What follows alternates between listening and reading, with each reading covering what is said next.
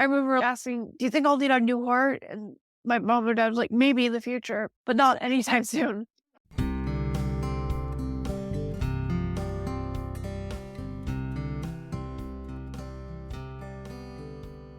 Welcome to the CHC podcast, Congenital Heart Conversations. I am Nicole Billito, and I discovered I had a bicuspid aortic valve as an adult and have had open heart surgery to repair it. I'm also the producer of today's episode, and we have two co-hosts here today. I am Jason Crutchley. I am a cancer survivor, stroke survivor, and a heart and liver transplant recipient. I am Ayrton Beatty, and I have acquired bone QT syndrome due to medication I take for other conditions. I am also bereaved of my brother Edward, who died from an undiagnosed congenital heart defect. I'm so excited for Jason and Ayrton to take over the interview portion of this episode. In the second segment, you'll have a chance to meet patrons and volunteers of our program. And in the third segment, I'll be back to talk about what we learned from today's panel discussion.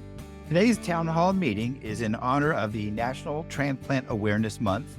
So when is the right time to talk about transplant? Their idol is Monka Joe, who is a celebrity. Joe is part of a docu-series called Last Chance Transplant on Discovery Plus. Joe was born with Down syndrome and a very complicated heart defect in January 1983.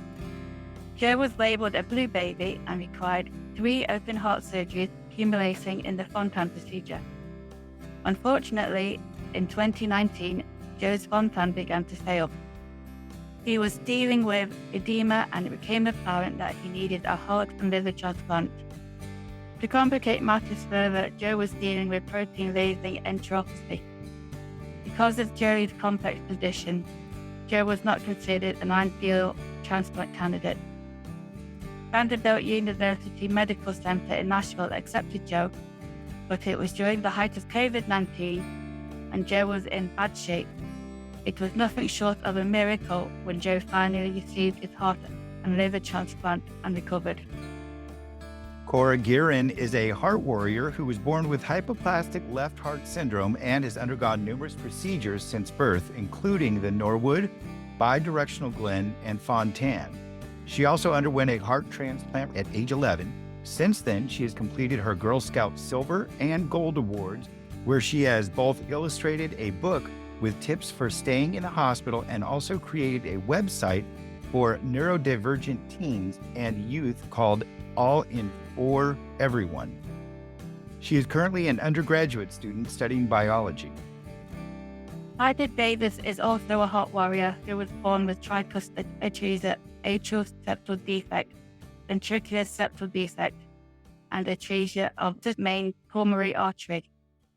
She began having surgery at 2 weeks old, which ultimately led to her first major open heart surgery, the Fontan, in 1987. Through the years, she has had over 10 heart surgeries and pacemakers and underwent a heart and liver transplant at Vanderbilt Medical in May 2020. Since the transplant, she has been working part-time at a surgery center, as well as enjoying all of the things her body wouldn't allow her to do previously, such as hiking, travel, and working out. In the spare time, she volunteers with Tennessee's donor services to spread organ donation awareness. Where was your loved one in your heart journey when the word transplant was first brought up? Let's start with you, Peg. Welcome to the CHC podcast. Thank you, Jason. It's actually a pleasure to participate in today's program. I really appreciate it. Our story is a little different. We were told that transplant was not an option for my son right from the moment he was born. Because he had Down syndrome, he would just simply never qualify. Throughout his life, at each critical junction, we were offered palliative measures. He underwent, like Piper, many of the same procedures, adding pacemakers and stents and trying to keep his Fontan running. But in 2019, when he went into full Fontan failure and they had exhausted all of the surgical interventions that would have been available, we were forced to push back on that conventional thinking and had to seek out a facility that would actually look past his Down syndrome and list him. Yeah, that's absolutely amazing. Going into transplant alone is difficult enough, but certainly to go in with Down syndrome, I can't imagine the fight that you had to put up just to allow them to take a look at Joe and say, yeah, we can do this. Yeah, it was just one more hurdle we had to overcome. I'm glad you made it. Welcome to the CHG podcast, Cora. Where were you in your heart journey when you first heard the word transplant? Hi, thank you for having me. I'm glad to be here on this podcast. I'd say I was like around 9 or 10 when I first heard the word transplant as a possibility. I remember asking, "Do you think I'll need a new heart?" And my mom and dad was like, "Maybe in the future, but not anytime soon." I did it, evaluated, and listed for transplant at 10 years old. It was actually that Thanksgiving that I found out, and I was screaming and crying because I did not want another surgery. It's hard to admit, but looking back, I really needed the transplant. But yeah, doctors thought I was going to need it at 5. I didn't know this. And then they thought when I didn't need it then, they figured, oh, she'll be 21 probably when she gets it. I ended up being 11, right in between.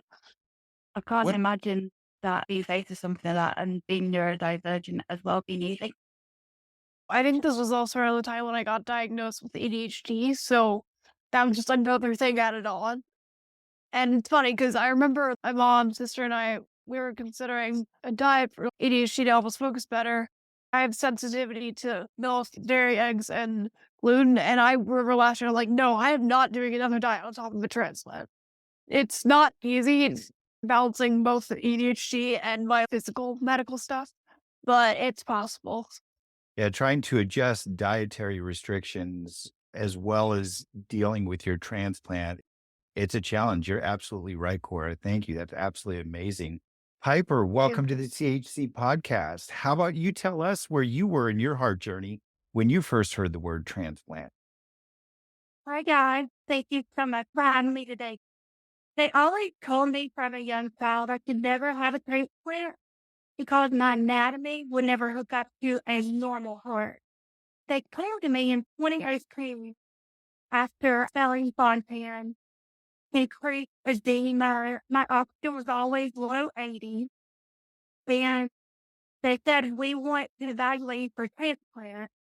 And at the time, I told them no because I'd always heard that I could never have one. So how can I all of a sudden have a transplant?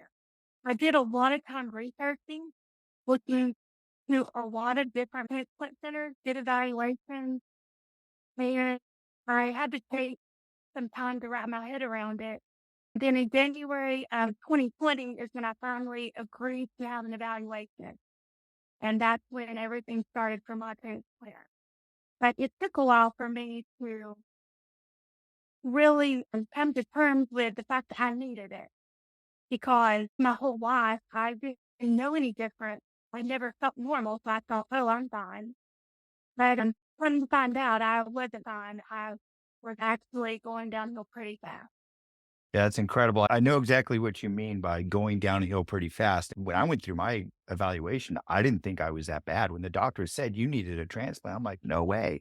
I'm not that bad. Honestly, about a year after my transplant, when I look back and went, wow, I really was doing bad. So, yeah, I understand what you mean with that, Piper. I look back now and think it would have been amazing if I could have done this in my early 20s.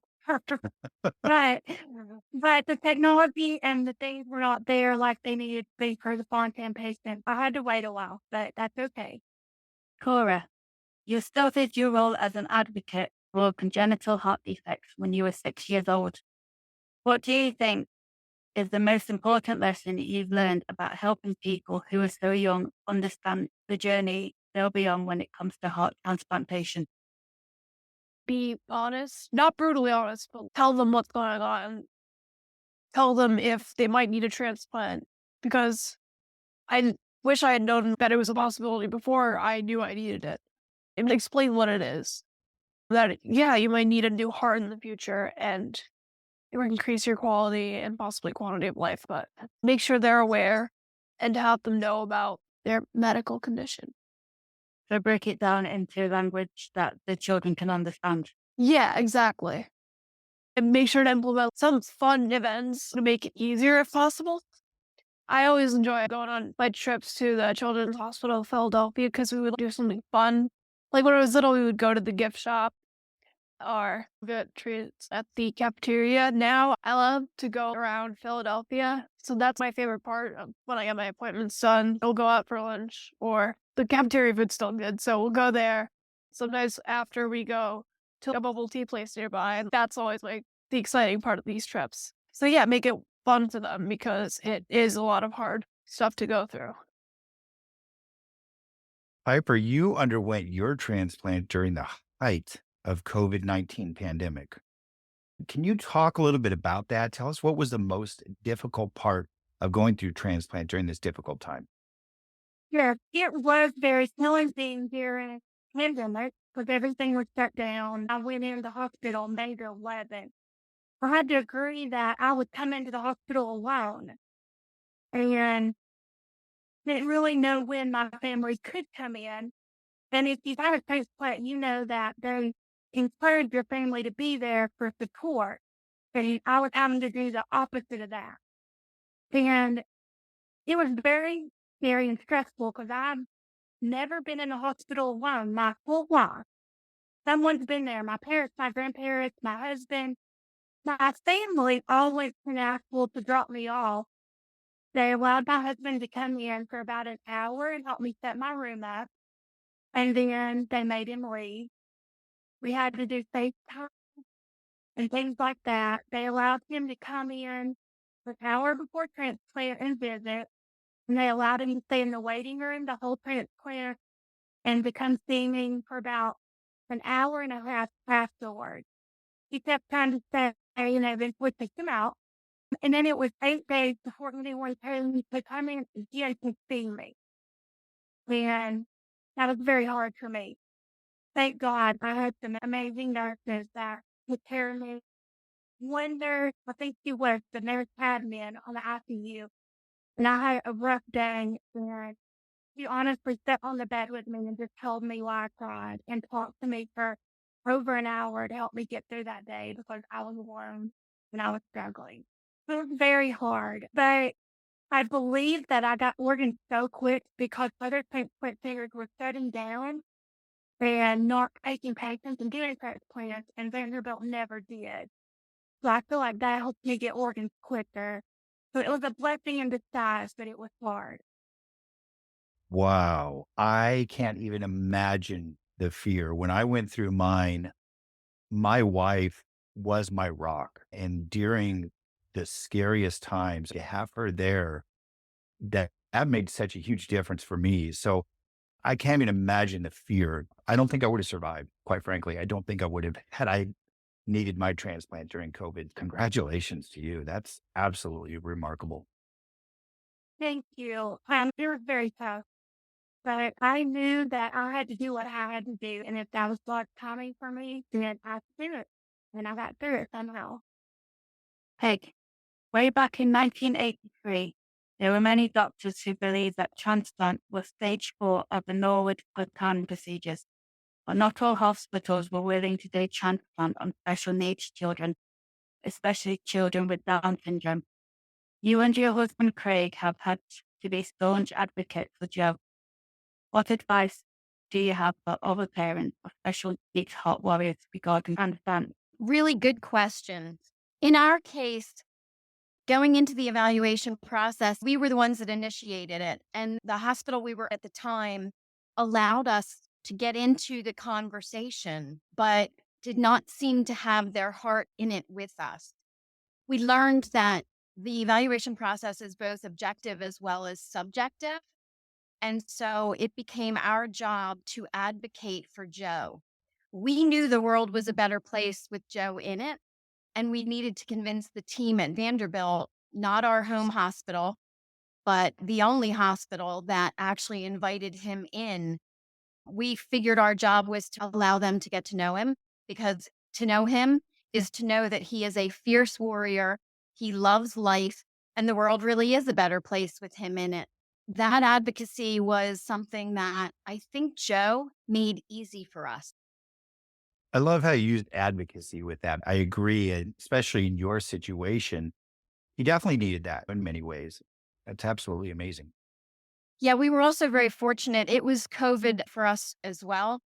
And because Joe's communication skills are not as good, we had to be there and be his voice, not just in the evaluation process, but throughout his transplant journey and even through that recovery. Joe graduated from high school. He worked for many years before he got too sick to work. He still needed somebody that understood him the way we did. And we were fortunate. We were an exception at the hospital. While Piper had to be down the hall by herself, Joe was actually hospitalized during that same time. And the hospital allowed both my husband and I to be with Joe so that we could be his voice. Wow. That is amazing. Piper, what was the most important thing that you learned while waiting for a heart and liver transplant that you wish you'd have known going into the transplant process? I've thought about this question and it's hard for me to answer because my transplant happened so quick. There really wasn't a lot of time to think. I was lifted at the end of March, put in the hospital May the 11th, and I got organs May the 13th and had transplant May the 14th. So it just happened so fast. But I wish I was prepared more for the changes my body would go through after transplant. There are a lot of changes physically to your body, mentally, and emotionally. And I was not prepared for that. They tell you you're going to feel so much better. It's going to be amazing. But of course, they don't tell you all you have to go through to get there. If they did, you probably would never do it. I try to tell people you're going to struggle. You're going to have bad days. That does not mean you're failing. There might be 4 steps forward, 10 steps back, but you are going to feel good. I promise, as long as you keep doing the work. Because mentally, I struggled. I struggled a lot with survivor's guilt. I had a friend in another country that went in and had a transplant December the 21st. He called me on the way to the hospital, said they have organs, and she didn't make it. I really struggled because I did and she did, and she left behind a husband and 2 high school boys. And that crushed me. Every time someone doesn't make it, it's so hard.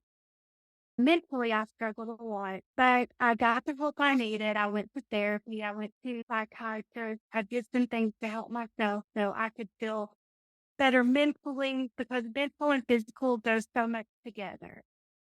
It took me a good 15 months to really feel like me again. Your body goes through so many changes. I lost half my hair. I was so puffy for prednisone. I just didn't feel like myself. But I eventually got there. And the funny thing is, Joe and I were in the hospital together, right down the hall from each other. They would allow me to go visit Joe and see him. The night they called me and told me I had organs, I was in Joe's room. We were eating dinner together, watching cartoons. He wasn't supposed to have certain food, and I would make it to him because I had all kinds of snacks, and I would take some snacks. But they never kicked me out of seeing Joe. They let me go visit Joe, and we got to know each other so much more. I was in his room when I got the call that I had organs, so it was really cool. Yeah, you're absolutely right about the survivor's guilt. And as you progress in the transplant journey, the further you get out from it, all of a sudden that survivor's guilt turns into thriver's guilt, which I do experience from time to time. Again, like you said, I still have my bad days, my down days, my depression days. That stuff is very real. Yeah, it really is. And I had to reach out and get help. I had a cardiologist tell me, Piper, if you're mentally not okay, physically you won't be okay. I cannot take care of your head and your brain. And a psychiatrist can't take care of your heart. So you Yep. have to get help, the help you need. And that really put me in my place and made me realize, okay, I've got to do something. Peg, what was the most important thing you learned while waiting for Joe's heart and liver that you'd wish you'd known about going into the transplant process? What we learned was that there's a fine line between being sick enough and being too sick to receive a transplant. Particularly for congenital patients, those who know that it's in their future, knowing when it's time to have the conversation. And my advice to people is the sooner you start, the better. And the reason for that is because, in addition to your own medical status playing a role in the timing, there's also something around risk tolerance that every medical center that performs these procedures has to worry about. In the case of congenital patients, they do tend to be a higher risk going in. And hospitals have to weigh the risk reward with every offer that they make for an organ. So, again, we were somewhat fortunate when we first arrived at Vanderbilt. When we met Piper, in fact, my son was not listed. We were told he was far too sick and that he would not survive a transplant. But they were willing to work with us and try and get his protein losing enteropathy under control, try and get him stronger. And he did a lot of hard work to get back the muscle mass that he needed. He spent the better part of April and May in the hospital in Vanderbilt. And then he was sent home. We went back to Pennsylvania and he did the hard work to get himself strong enough so that we could return to Vanderbilt in October and show them that he was now strong enough to be listed. And like Piper, we were fortunate. We did not wait long. Once they had him listed and we moved to Nashville, we were 2 weeks out from his first offer for heart and liver, and it was successful. So again, if I could go back in time, I would have pushed back much sooner. We knew Joe was in bad shape, but we didn't realize that the end of the Fontan, it can be a very slippery slope. And in Joe's case, when he was finally considered in final failure and there were no surgical interventions, his health deteriorated very quickly. Again, in hindsight, if I could go back, we would have started that conversation and started the advocacy much sooner. In our case, it worked out. We are very fortunate to be here today and very grateful for all those that helped us get to this point. But I tell people, the first time they say transplant, it may sound scary, but it's time to listen. Having a long-term plan is really important. Absolutely. And you're right. We began talking about transplant when I was 6 years old. I knew it was always on my back burner to have it done. But even when the cardiologist came into me and said, "Hey, it's time," I didn't think that now was the time. And there is so much to learn about it. And you're right, that fine line of, are you healthy enough or are you not? If I'd have waited another month, I don't think I would have been healthy enough to have done it. So Right. there's definitely a fine line there. Yep. Cora, how about you? Why don't you share with us the most important thing that you learned while waiting for your heart that you wish you'd have known before going into the transplant process?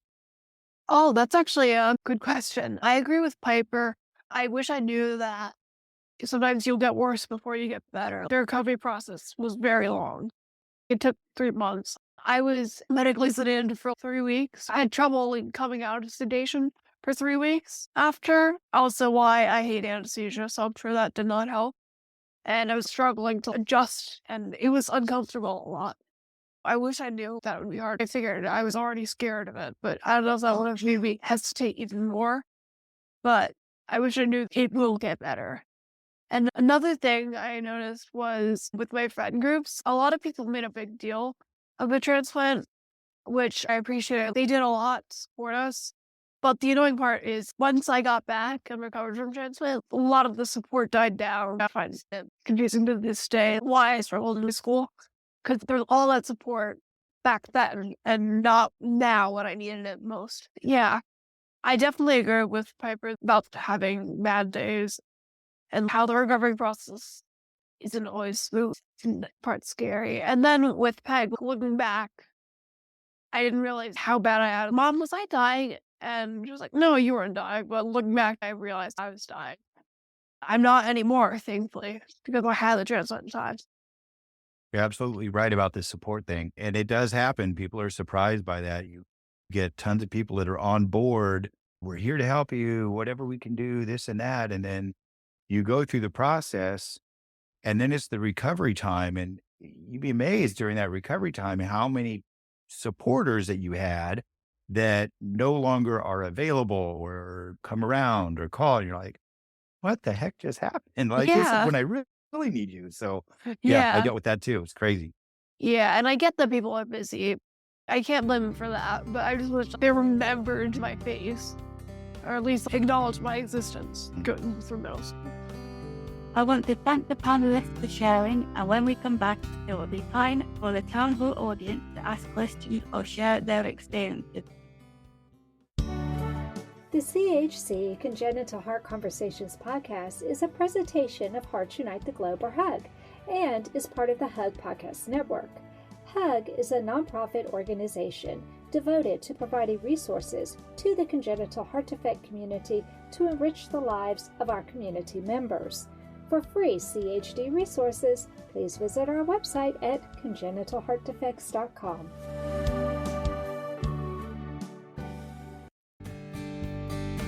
You are listening to the CHC podcast. If you have a question or comment that you would like addressed on our show, please send an email to Anna Jaworski at anna@thechcpodcast.com. That's anna@thechcpodcast.com. Now, back to the CHC podcast. Welcome back. We're talking about when is the time to talk about transplant in today's town hall meeting. And now our audience is able to share their experiences or ask questions of our panelists. And I begin with Amanda. Thank you, Jason, for letting me come on here and ask a question from the audience. This is actually very informative for me since I'm in the hospital waiting for a heart and liver transplant now. I do have a question for Piper. Since you were like in the pandemic, how did you feel about accepting organs that had some kind of disease like COVID or some other blood disorder or from a drug user? I was given an option to agree high-risk organs. High-risk means they could have been a drug use, they could have been in jail, all kinds of situations. I agreed to that because that opens your donor pool. I did receive Hep C organs.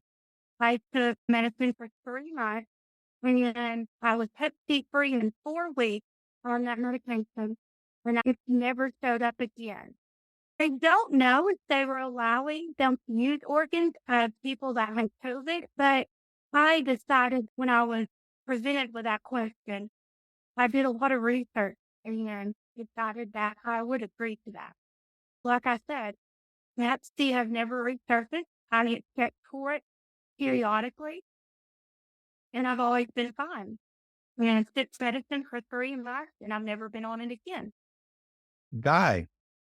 Hey, Jason, this is Cora. I guess you are the elder statement of us all now. How has your transplant given you a better quality of life and suffer any setbacks going back to school after the transplant was done? Overall, I've had like much more energy for the most part and no longer freezing as much when in water, which is a huge improvement because we used to spend like a lot of time on the lake and I hated it because I got cold very easily. So not having that was a big improvement. I still didn't spend a lot of time in the water, but yeah. As for going back to school, I think it was hard adjusting in the first year. So after the transplant, they had to clean tables and stuff to prevent me from getting any germs there. It was weird, but I totally get why, and it's a safety thing. And I probably should have added, I do still have friends that support me. I made more after the transplant. I've gotten close with them, but like I do have a good support group now. Not finding that was hard, but I did find it in high school, and I love my friends a lot. And as for like medical setbacks, I did actually get diagnosed with atrial flood back in October, so that was very annoying. I just got an ablation for that, cardiac ablation, February 19th. So recovering from that was also annoying. Definitely with going back to school. Now that I'm in college, I had to miss a lot of school, and then I just got COVID, so that was just a whole mess. But getting back to school, I think like how much time I've been out of school with the transplant and then also with the follow-up stuff is the hardest part of that. And I'm trying to catch up. Thank you for asking. Lori, you had a question. Okay, mine was also for Cora. I was also pretty young. I was 24 when I got my transplant, and so I was in college and all of that. How do you manage your transplant life of taking all the medication and seeing medical providers and all of that, along with being a college student? Good question. I'm tempted to say I don't, but I actually do. I bring my meds with me to the dorm and I take them there and then I bring them home with me for weekends because I'm lucky enough to live 40 minutes away from my college, so I can both commute and live there. But it's always the case. I bring my medications with me and take them there. I have reminders on my phone. As for setting up medical providers, I try to do like when I'm on break. But if not possible, I will email my teachers, hey, I'm going to be out for this long. Please, may I have some extensions on the assignments that I have to do? I'm going to try and get them done, but I might need some extra time. And they're usually good with it. So definitely communicating with your professors. That's important. Your teachers, making sure to set reminders for taking your meds or drinking water. That's something I need to improve on. Taking care of myself while in college, like beyond the transplant, but hygiene and stuff, but I'm getting there and I'm hoping to get better at it. Correct. As a fellow neurodivergent person, you can buy these little flashing lights that go over your drink bottle, and they actually flash at you when you haven't had a drink for a certain amount of time, and they remind you to drink water or whatever liquid it is you're drinking. Yeah. They work really well. Yeah, like my mom's like, why are you drinking your water? Which sometimes I forget to drink my water. It's something I don't want to drink it. Like, Yeah. oh, I forgot. It is a very typical ADHD thing because I Yeah. have it as well. Another thing I think might have also influenced the socialization piece is that I also have autism. I think the transplant definitely made it harder in itself, and then the whole struggle with communication didn't help me in the process. Yeah, I can imagine. Annie, you have a question? Yes, I do for Peg. Peg, as the main advocate for your son Joe, what are some of the things you could tell other advocates who are parents or spouses that are helping their significant others or children with needing a transplant? What are some of those questions that you would want to ask doctors to help with this journey for that person? That's a great question. And thank you. As I shared earlier, we saw our role as being one of the educator and the advocate. We really wanted the hospital to know Joe because we figured to know him is to love him and he'll get his shot as long as they understand who he is. We certainly had a million questions. And I will tell you that there are probably people at Vanderbilt that were glad to see us leave when we finally did. And just as many who appreciated that when you are the primary caregiver and you are there 24/7, which my husband and I were for a long time, it's exhausting. And so my advice for other caregivers is really to make sure that you have your own support after the journey. I found a wonderful group of caregivers who meet with each other and provide support to each other without the transplant recipient. And I realized that we probably needed it a lot sooner than we found it. So now I'm trying to be more of an advocate for others and encouraging them to make sure that they take care of themselves, that they take time away, because being a full-time caregiver in this kind of a stressful journey can also wreak havoc on the caregiver.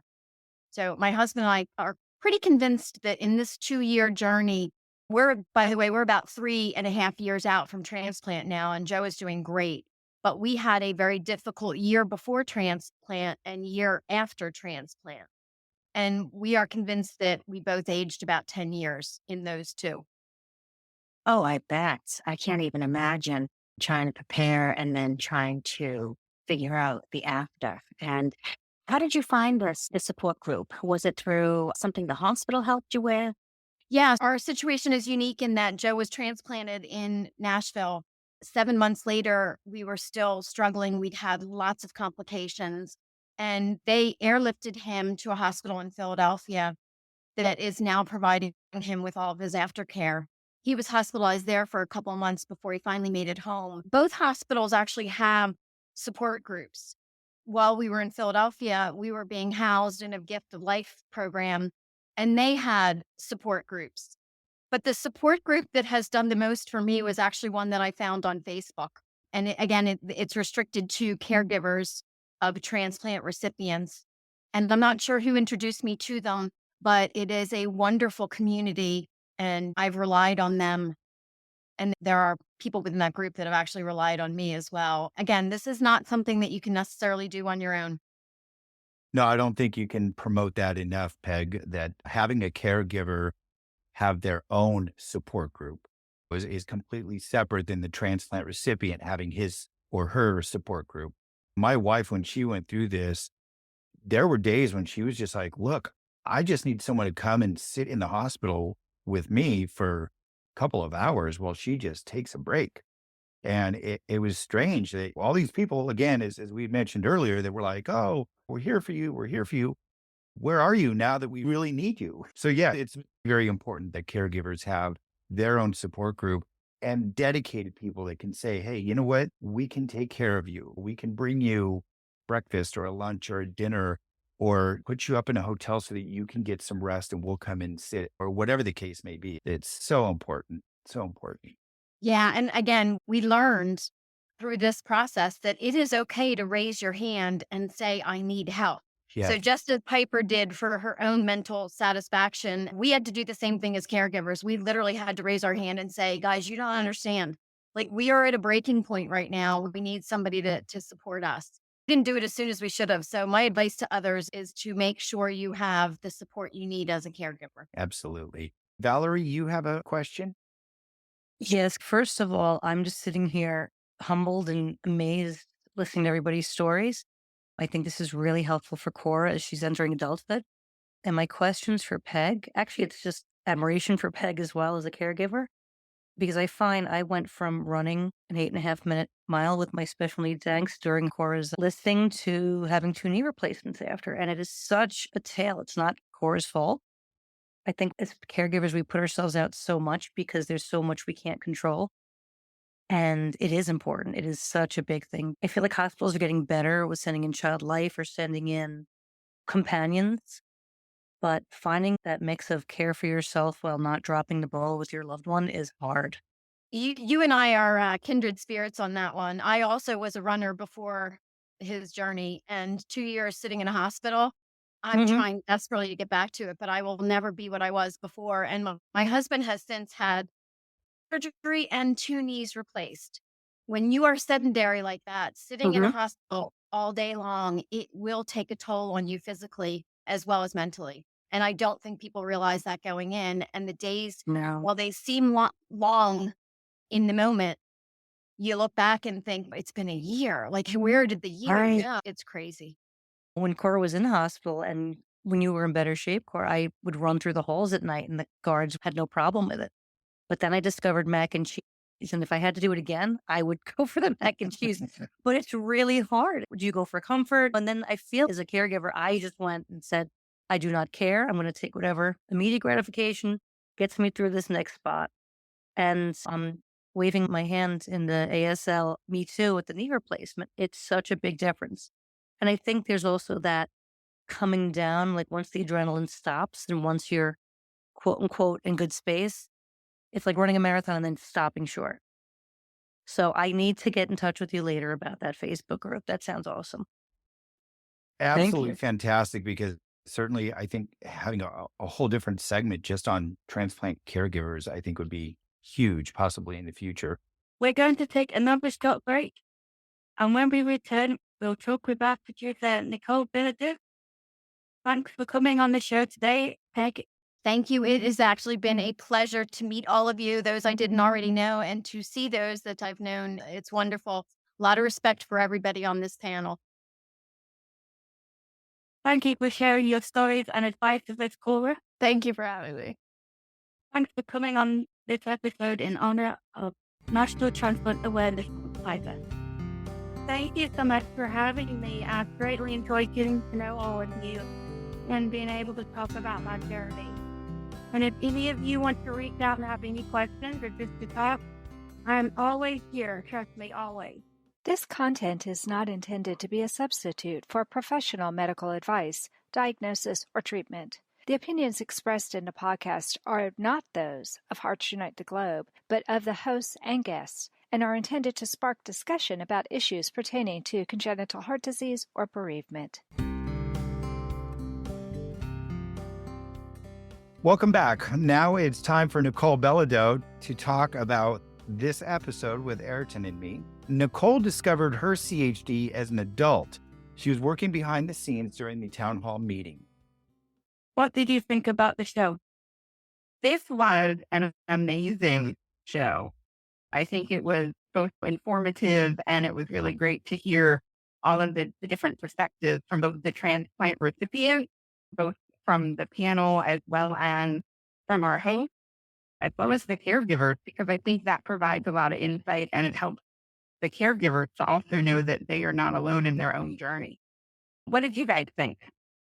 I think from a transplant perspective, first of all, to hear the other transplant recipients talk about it, I sit there and I go, oh yeah, I experienced all that too. I did that too. But you also have to remember that each transplant is completely different because we are people. So it's so fascinating for me just to go, wow, yeah, I did go through that or I did experience that. But mine was also like this and this. I think that it was good for people to shine light on the fact that the caregivers of people who receive transplant are the ones who are often overlooked in terms of needing support. Yes, they're there to provide support for those who are undergoing the transplant, but they need support in themselves. That's an excellent point. Yeah, I'm really glad that was brought up because I agree with you, Ayrton. It's often overlooked the support that the caregiver really needs. You can't care for someone else if you're not looking after yourself to begin with. Absolutely true. What surprised you all the most? For me, I didn't realize that there was, for lack of a better term, different grades of organs. I think it was Piper that spoke about being willing to accept the high risk one versus is normal the proper terminology? I don't know. But I had no clue that there was anything that would separate any of the different types of organs that you could possibly receive. And it makes sense that if you're willing to take more of a high risk, that it moves you up the transplant list a little bit more quickly. Because I imagine there's probably far more organs that would be considered high risk than those that aren't. My transplant was actually high risk. My donor was a known IV drug user, and it opened up more opportunities. I heard the argument that, oh, it's going to put you higher up on the list. That was not what was ever told to me. But it was that, look, you have a greater chance of getting your organs because you're willing to accept high risk. Does that not depend on how well your body would be able to fight off any potential infection? I don't think so. And I may be wrong. I'm obviously no doctor, but my understanding is that no, it's not really about you in that case. It's more about the high risk donor. Yeah, because obviously talking about people who are in need of a transplant being offered the organs who have potential hep C or any other disease, wondering how it works. With my case, because my donor was a drug addict, I had a chance of developing hepatitis. And they said it was a very minimal chance, but there was still that chance that it could happen, even though this person did not have hepatitis or anything of that nature. And I was actually screened for the first 3 years post-transplant and never had any issues with that. Even if that issue did come up, there's treatments for that. So they were like, look, it's not even really a big deal. I mean, you have a better chance of your organ failing or rejection, right, than you do getting this hepatitis. So like, oh, okay, let's go for it. Wow, that's interesting. Yeah. What was your biggest takeaway from the show? I think for me, it was just the plethora of information presented, as well as the fact that caregivers need someone to give them care too. I think the saying is you can't pour from an empty cup. So I think it's a good reminder for our caregivers to make sure that they are looking after themselves in addition to looking after their loved one during whatever part of the transplant journey that they happen to be on. I think for me, what this whole thing was about, which is when is the time to talk about transplant?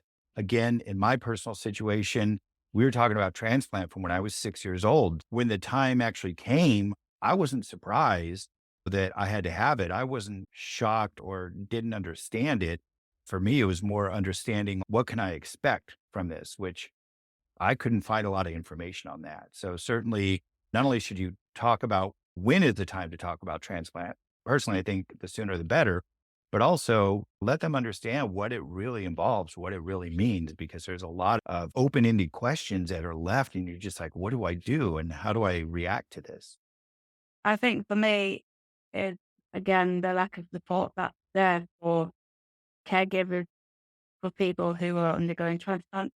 And yeah, you're right. The sooner you can talk about transplant, the better. And like Cora was saying, the younger the person is, making it more accessible in terms of language for a child to understand, make it so it's not scary for them. Absolutely. Thank you for joining us today on the CHC podcast. We hope that you'll join us next month for our episode on raising children with CHD featuring Anna Jaworski, Tavis Simke, and Regina Lawrence. Until then, I'm Jason Crutchley. And I'm Erickson Beatley. Have a great day and keep those congenital heart conversations going on Facebook, TikTok, and Instagram.